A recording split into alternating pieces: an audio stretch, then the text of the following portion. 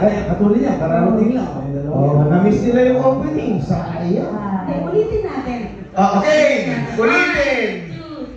It's a bittersweet symphony-less life. Additional 5,000 pesos. But something I like about Music Museum is pwede natin itong gawin, i-transform into big bar.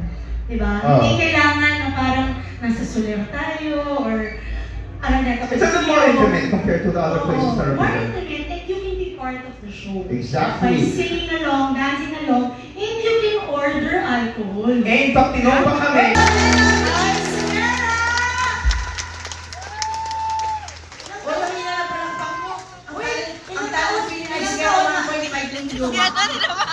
Ako pa tayo, wala na. Lugi na tayo.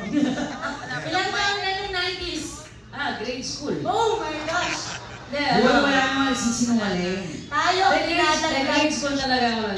Sobrang fan ako nitong mga nandito kasama ko sa entablado. Kaya sobrang happy ako nandito. Hindi, happy din kami, grabe si Ice.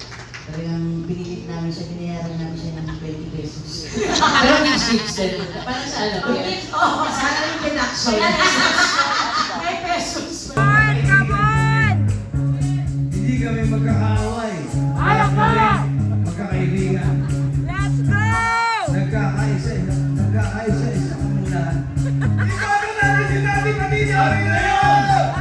Gusto namin ipakita sa inyo kung paano namin ipakikita ang aming pagkakaisa-isa ng musika. Merong bisita. Pero mamaya kayo. Ang